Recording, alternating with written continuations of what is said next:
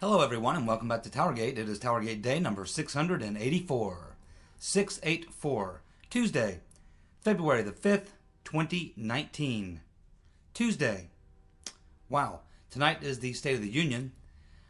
So I'll be looking forward to watching that. I know all of you will. And of course, like I say, I'll be listening to Trump, but I'll be watching Madame Botox. The looks on her face and the way she will be squirming around, it's going to be hilarious. They'll also be panning the audience, showing you the Democrats who will be on the right. As you're looking at your TV, they'll be on your right. Republicans will be seated on your left. And you'll be able to see when they pan over to the Democrats, you'll also be able to see some pretty interesting responses to what Trump is saying throughout the speech. You'll see a lot of, crusty faces. Well, you remember last year how it was. They were stone-faced. Absolutely stone-faced. I expect a little more entertainment this year than we had last year. I expect maybe some disruptions. I expect, the Democrats to act up and show their asses as they usually do. So it will be very entertaining, but I am expecting a very good State of the Union. I think most of us have probably seen and heard what he's going to focus on, and it sounds like he's focused on the right things. And he'll deliver a great State of the Union, I'm sure. So looking forward to the State of the Union this evening.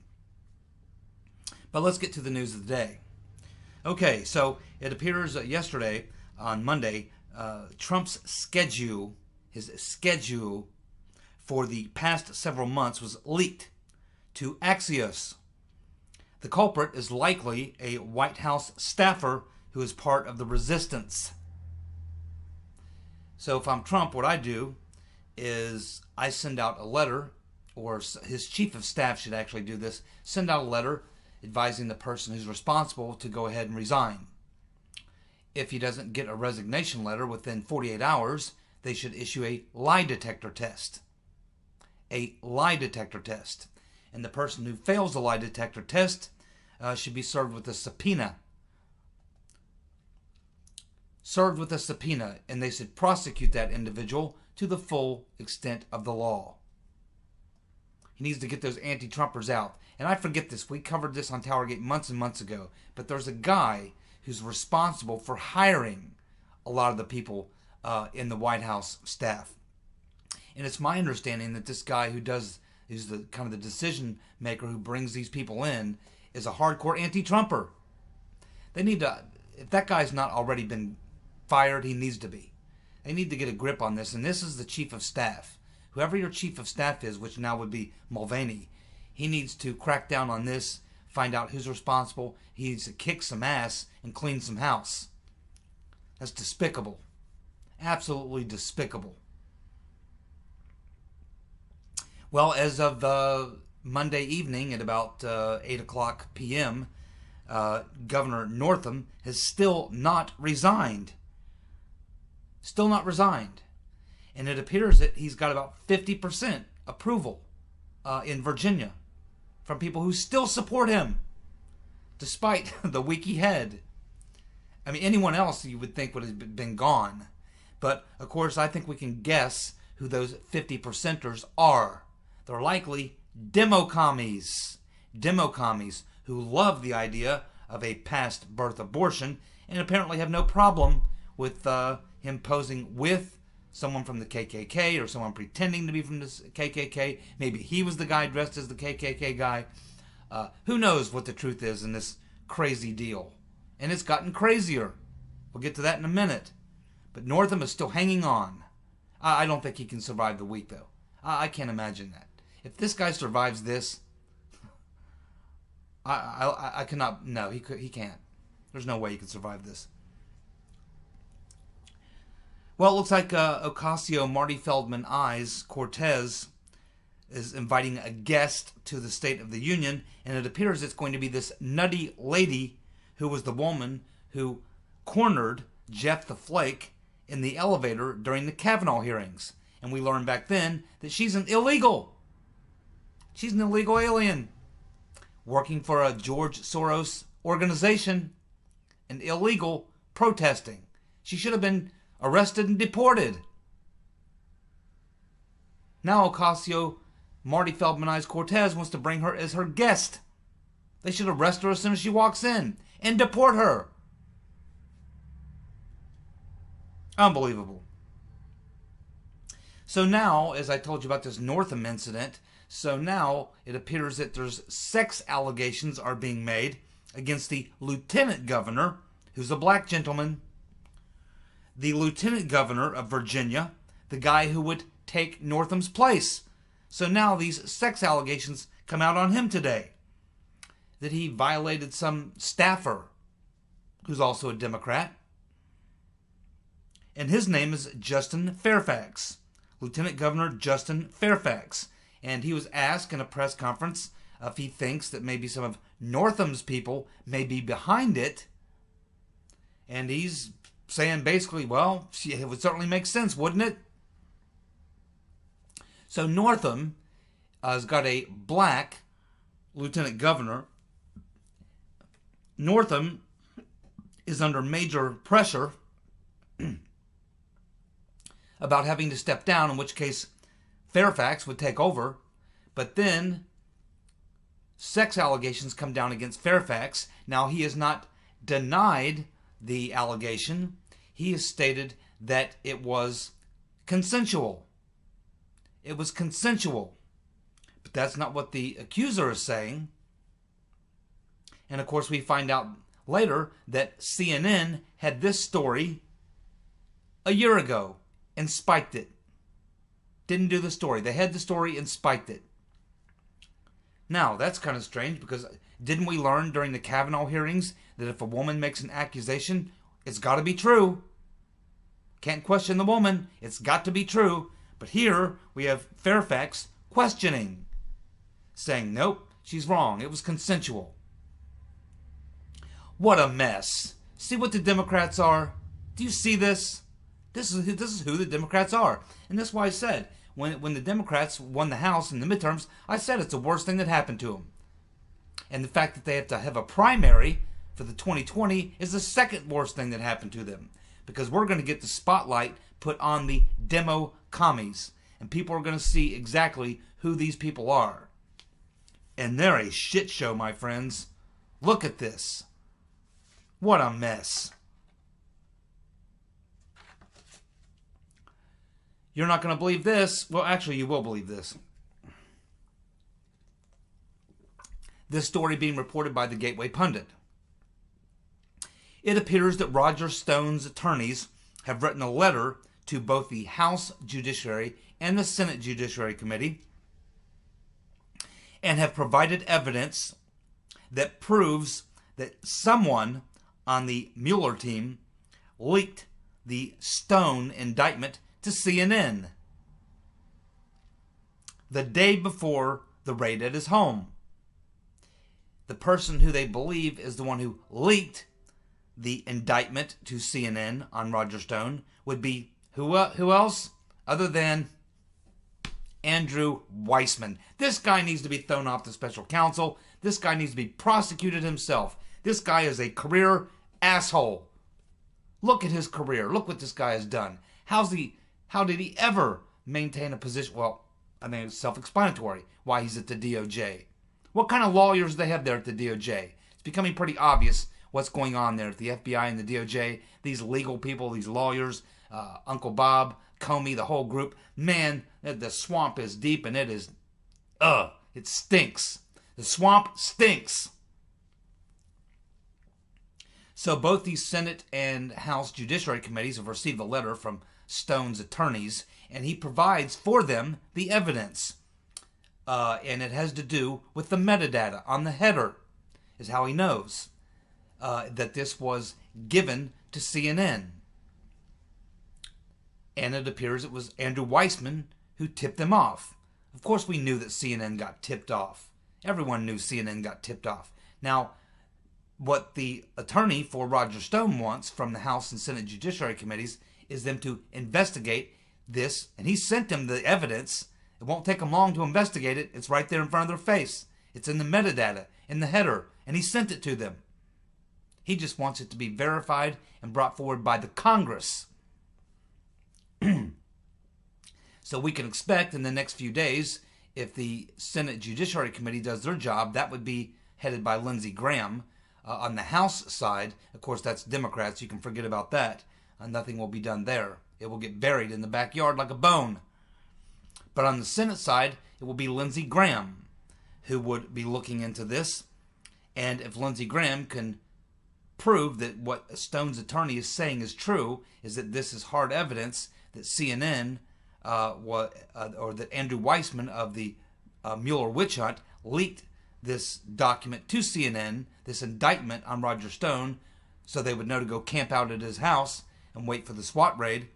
If that is proven 100% true, then Weissman should certainly be thrown off the special counsel team. He should probably be prosecuted.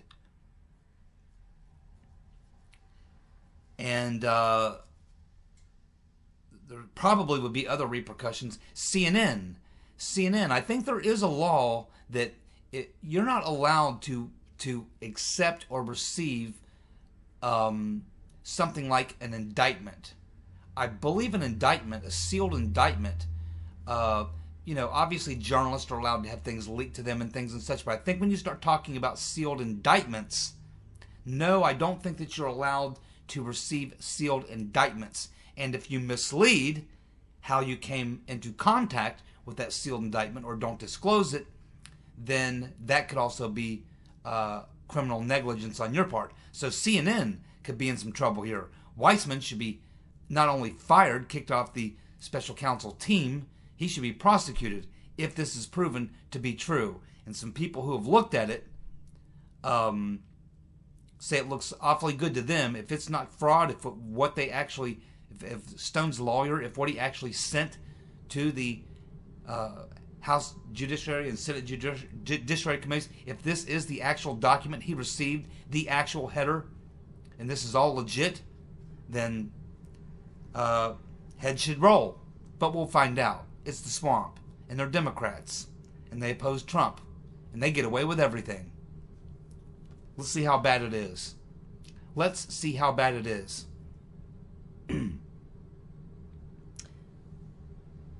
Senate Demo commies have introduced a bill that would block President Trump from using emergency funds to build the wall. Senate Demo commies have introduced a bill that would block President Trump from using emergency funds to build the wall. I mean, where does it end, man? Where does it end? This is going nowhere. It should go. Now, probably Twitch McConnell would love to put this bill up and have it pass. But, because he certainly doesn't want a wall. But, no, this bill, I would think, is going nowhere. Nowhere. It won't have the votes. It's going nowhere. But, oh boy. Just anything to agitate. Anything to agitate. That's what it's all about. Resist, agitate, aggravate, do anything to obstruct. It's just sad. And I hope people are paying attention to this. And I hope the Democrats, the demo commies, pay a high price for their assholiness. Let's see here. An MS-13 gang member has murdered a man in the subway system in New York. It just happens to be in Ocasio Marty Feldmanized Cortez's district. Of course, I just told you that Cortez is bringing an illegal to the State of the Union as a guest, while illegals are murdering people in her district, which she supports, obviously. Well, we now have our first official all-girl Boy Scouts of America troop. That's right, that's what I just said. I didn't misread that. It is the first official all-girl Boy Scouts of America troop. All-girl Boy Scouts of America troop. Now, when I was a kid, they actually had something called the Girl Scouts and the Brownies. First you were a Brownie, then you were a Girl Scout. Don't they have Girl Scouts? And if they have Girl Scouts, are there boys in the Girl Scouts now? And does that mean that we can expect the first all-boys Girl Scout troop? What kind of a freak show is this? My God. We better put a stop to this shit. We've got to put a stop to it somehow. We are going to loony land, man. Loony land. Can't anyone just stand up and point out stupidity for what it is? Isn't this obvious? I know there's a lot of people who look at this and go, this is stupid. But it's like they're afraid of speaking up and saying this is stupid because they're afraid that they'll be attacked. At some point, we got to get beyond this. At some point, we got to get to the point where we can call stupid, stupid. Or we're going to lose the damn country to stupidity. It'll be the United States of stupid.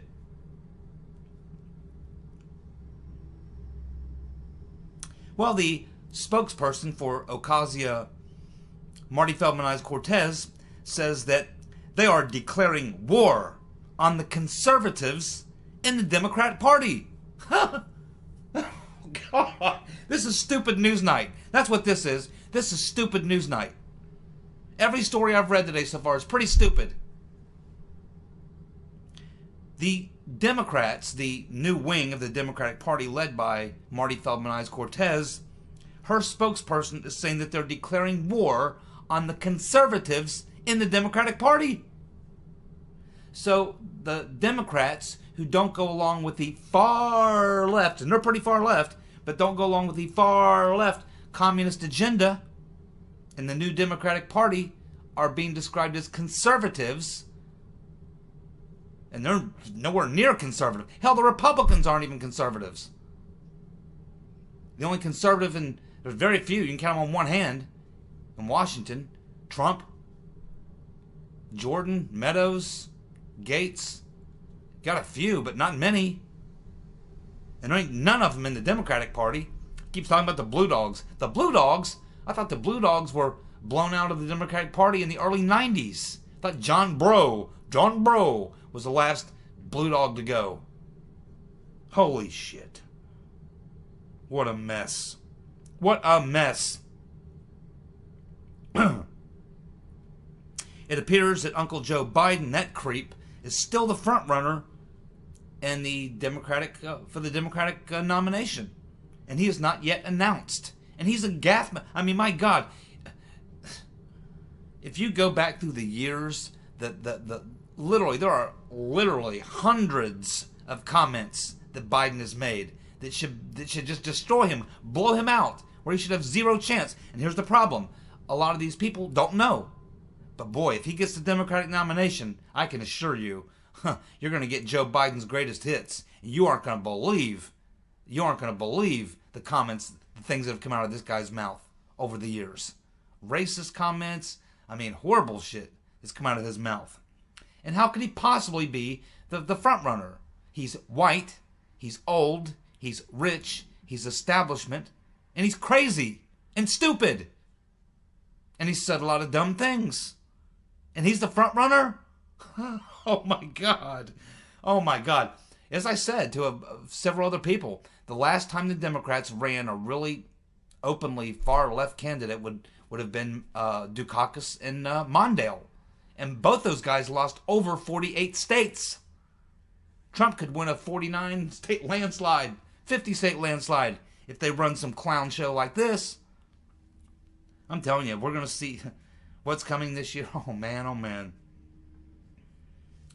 Well, Judicial Watch has sued the Department of Injustice for any and all records between former General Counsel of the FBI, James Baker, and Christopher Steele, or Baker and Glenn Simpson, or Baker and anyone from Orbis Intelligence, or Baker and anyone from Fusion GPS, Baker and Nellie Orr, or Baker and David Korn.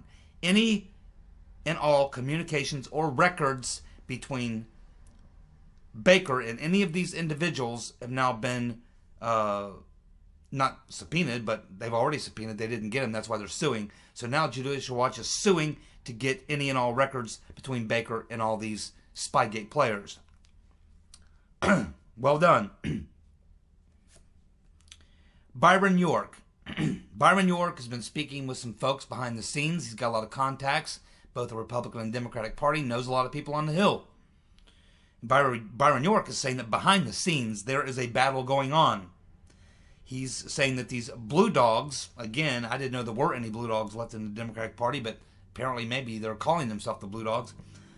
These blue dogs and freshman Democrats who just got elected are trying to convince Pelosi to sign on to this immigration bill that would provide money for border wall funding. So there apparently is a war going on behind the scenes with a lot of these Democrats trying to get Pelosi to sign on to the deal. They want the deal. There's some big wins in there for them if they take the deal, and if they don't take the deal and force Trump to do it the other way, they feel like there could be a very negative backlash on a lot of them. But what they don't understand is that Nancy Pelosi is stubborn, pig-headed, and she would never, in my mind, back down from her position. She's in. She's all in. She drew the line in the sand. Not a penny for border wall funding. If she comes out and does it, she'll have egg on her face. She is not going to take that kind of a hit. Even though there's nothing that would cost her her seat in Congress. She's there until she dies or until she decides to leave. Her district will never vote her out, no matter what she does or doesn't do. And what these people need to understand is that Nancy Pelosi doesn't care about them. She doesn't care about them. So what? They're just Democrats. They have millions of them. They'll get some Soros money and bankroll some other Democrats when they lose. She don't care. That's the problem they have. Madam Botox does not care. All she cares about is her personal war with Trump. That's it. It's all that's on her mind. It's pretty clear.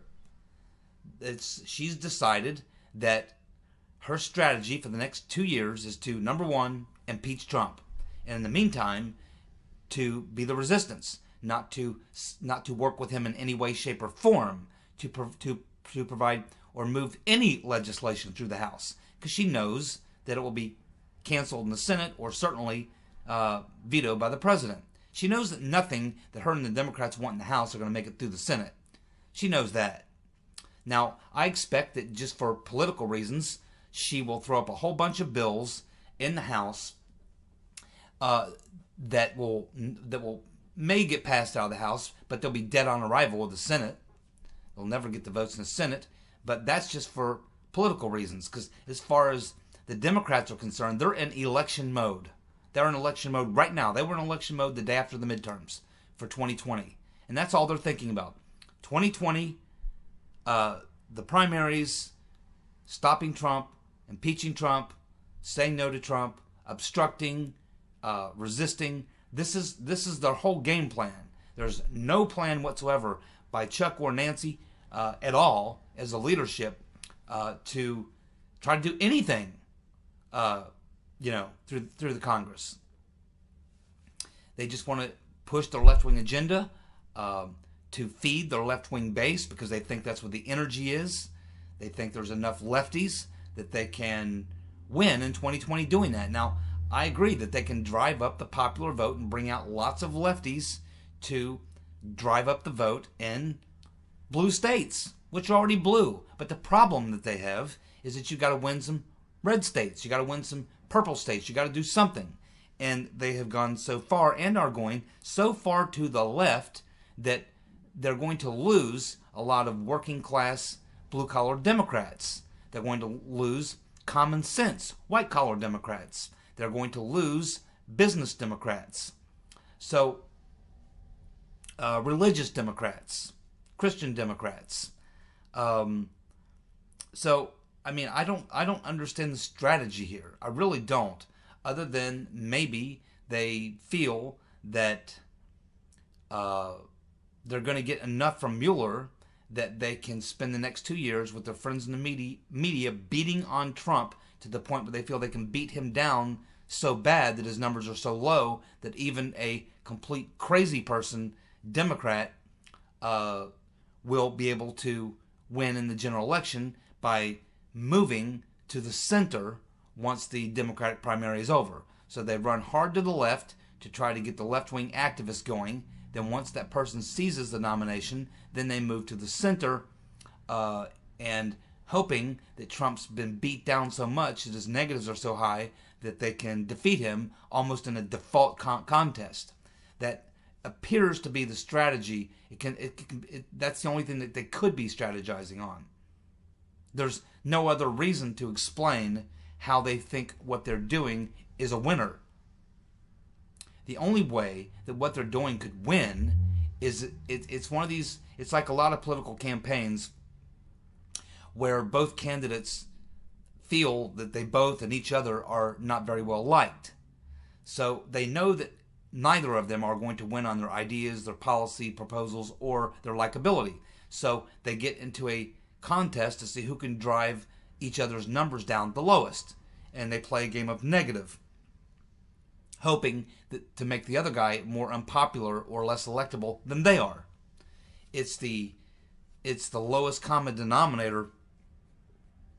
It's something that you normally see by a desperate candidate in the last closing days, maybe a week or two, depending on how badly they're being defeated. It's normally a desperation move when you break out this tactic. Well, we're a long way away, and the primary hasn't even happened yet, and they're already breaking out this tactic.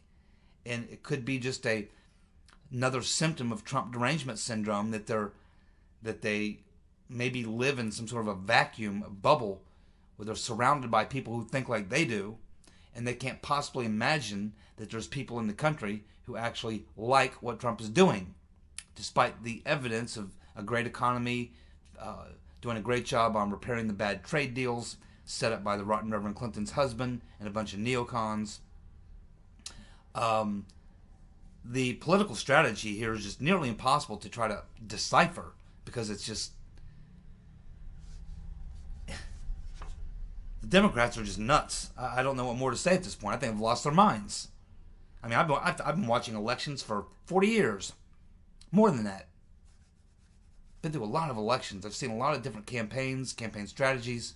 I've seen a lot of different setups like we have now, where you have an incumbent president of one party and then the opposing party. Of course, it's out of power. They have to go through a primary process, which is always damaging. They suck up a lot of money that the incumbent doesn't have to use. Trump can just sit back on his money and wait for his challenger. He doesn't have to spend any money. He's not going to be primaried, and even if he is, it'll be by some idiot like Bill Kristol. It won't even be worth, Trump won't even comment on it. It'll just be a joke. And the Republicans can start working on their 2020 campaign while the Democrats are beating each other to death in a primary. That's why it's damn hard to knock off a sitting president if he's got a good economy, because the opposing party has to go out and beat each other to death for 7 months, 6, 7, 8 months. And then after beating each other to death, they all have to try to gather around the winner and then completely change their stripes and try to move drastically either to the center, whether you're a Republican or a Democrat. So I've just never seen a political strategy like this employed like this before, and certainly not in a national race, and not so early. This is something you see in local races most often, and it usually happens that you see this tactic applied in the closing days, maybe in the last week or two of a campaign in a local type election where it gets just a lot of mudslinging. This is generally not something you see from a national party in a national election year for 2020. I've just never seen these tactics applied before to this model. I don't see how it succeeds. I really don't. And there's a lot more to come, my friends. Eventually, Uncle Bob is going to run out of people to harass. And once he does run out of people to harass,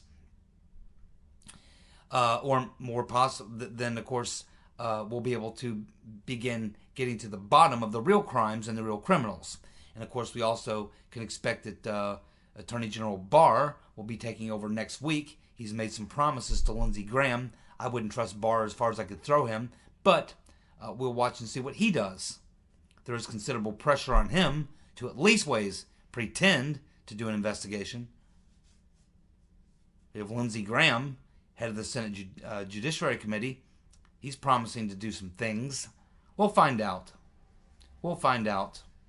But it looks to me like the next 2 years leading up to 2020 are going to be a disaster for the demo commies. That's just how it looks to me. It looks like they've got party infighting. They've adopted an agenda so far to the left that it's not even practical outside of the most liberal meccas. They have a strategy that they're working now, which is I've never seen applied in this way before. They have a field of just freak show candidates. The top candidate right now is Joe Biden. Are you kidding me? My oh my. Well, we'll be watching it one day at a time, my friends, and it's going to be brutal. I can assure you that. I can assure you of that. So, as we move forward, there are a couple things that could be unearthed, which are probably being looked at now under the microscope, that we're not hearing about, that could happen, that could blow the Spygate thing wide open. Obviously, if anyone cracks high up, like a McCabe, Lisa Page, Strzok, any of these people high up, if any of them crack, Bruce Orr, and decide they're going to save their butt, and they turn like John Dean did during Watergate and spill the beans, that's always a possibility. You could always have a journalist who could find a really good source, like a Deep Throat, who could start giving some real juicy details that would allow this particular journalist, whoever they are, to know exactly where to go with the investigation, which documents to get inside the inner circle and penetrate that, which is what Deep Throat did for Bob Woodward. But there's also some internal things going on. And one of the things that could blow this Spygate thing wide open and put a lot of people in jail is that if they were to compare the handwritten notes of Bruce Orr, which John Solomon has seen. John Solomon has seen the handwritten notes of Bruce Orr. His notes from his interactions with his FBI handler, which we know is Joe Pientka. We also know that Pientka made out a 302, and he provided that to McCabe and Strzok every time he met with Orr. Now, it's my guess, and in fact I've been hearing this, that Huckleberry Horowitz, remember, he's actually got an investigation going on that we all forgot about. Huckleberry Horowitz has likely reviewed both the handwritten notes of Bruce Orr, and he's probably seen these 302s from Joe Pientka. My guess is that there's some very major contradictions between the two. There's probably some major things that we would learn about what Pientka passed on to the FBI. Obviously, we would learn from the 302s. And once you have that information, if that turns out to be consistent with everything else that we've heard up to this point, it would be the smoking gun. That none of these perps, Comey, McCabe, anyone who signed up on the FISAs, any of these people at the DOJ or FBI, any of these people, it could be the smoking gun that proves that they absolutely, we're pretty 99% sure this is true now, but this would be the evidence that you would need to bring about indictments, to show that they absolutely knew from the handwritten notes, the 302s from Pientka to Strzok and McCabe, and if they went ahead based on everything that we know that's in the handwritten notes of Orr, if that's also in the 302s of Pientka, and that information we know went to McCabe and Strzok, and it is consistent, in that case, Comey, Lynch, Yates, everyone, Priestap, everyone who signed off, Moyer, Sally Moyer, what's his name?